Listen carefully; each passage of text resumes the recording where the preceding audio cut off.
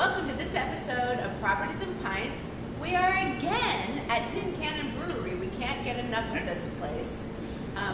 And Properties and Pints, where we educate home buyers and sellers one pint at a time. We have Glendon here again from Atlantic Coast Mortgage, and we're going to talk a little bit about the difference between pre-approval and pre-qualification. A lot of people get that mixed up.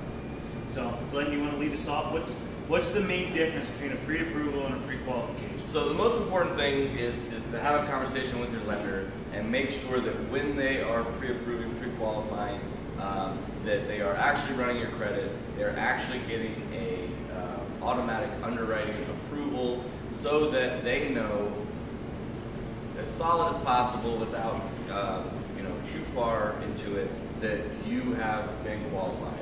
A pre-approval letter is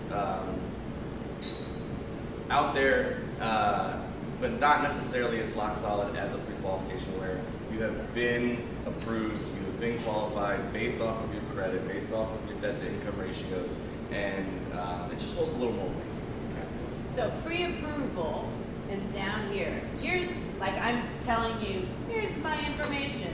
That's down here. Pre-qualified means you've received some backup documents, maybe W-2s, or run your credit and run it through an underwriting thing, so that's here. The important thing to remember is, again, the conversation is, do I have a automatic underwriting approval? Underwriting approval. And some things we've talked about before is the documents that you're going to use for that are your W-2s, your income statements, your pay stubs, your credit has been pulled. If they don't have that, if the lender hasn't gotten that from you yet, they're not going to have a underwriting automatically. So.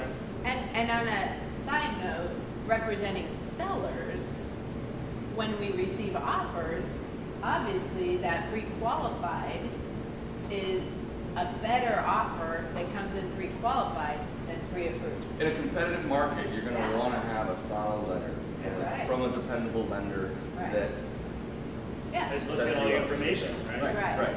So that's more than when you just go online. So let them, is it just W-2s and pay stubs? I mean, what else is needed for a pre-qualification? So the big things are either W-2s or tax returns, okay. depending on the loan. Is there how many years? Is it like usually 2 years? Okay. 2 years W-2s. It's usually the 2 last years W-2s or 2 years tax returns? Either one. Okay. Depending on the program, they might ask for one or the other later on, but as long as you have one or the other, you're fine. Then last 2 months bank statements, last 2 months pay stubs. And it's different for people who are self-employed. Correct. That's a whole other episode. Mm-hmm. Yeah. Mm-hmm. Okay. Important to note though that if you are self-employed, it's usually a 2-year process. So you usually need to be self-employed for 2 years Before you can qualify. On that income. Right. Okay. So if you have previous income, you can use that. But And like as realtors, we're essentially self-employed. Yeah, exactly. 1099s. Yeah. Anybody 1099, and then also same with commission employees. Right. Same thing. You're gonna want 2 years under 2 years, 2 years of work experience, showing that you're making money. Mm-hmm. All right. And it's important to note that actually, if you're a W-2 employee, if you switch jobs, as long as it's in the same field, you still can qualify. And also, I have some young buyers who have they qualified with commitment letters from? You can if From an you're employer? coming just out of college. Yeah, and you've saved and you can buy. God bless you. Yeah. You know, that's awesome. Yeah, or your parents are, say you have a trust or something that you can get from. Yeah. As long as you have a commitment letter that shows, they usually want to see that first paycheck. But the commitment letter is enough to get you qualified. Cool. All right, what are we drinking today? I have the Tin Cannon double IPA. Actually, I haven't even taken a sip yet. Well, No, it's really good.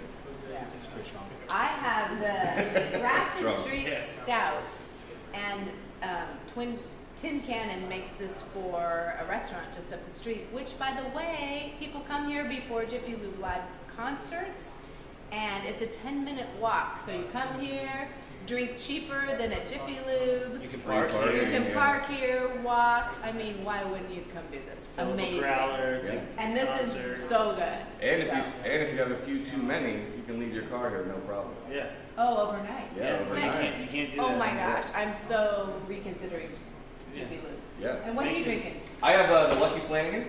It's a 6% I like Irish that. red. And John, one of the owners, got the name from his old college roommate who was in the band Carbon Leaf. Oh, cool. I like Carbon Yeah. Leaf. Yeah. That's a good band. Good Irish Oh, band. sure. Good My Irish sister's beer. gonna love that.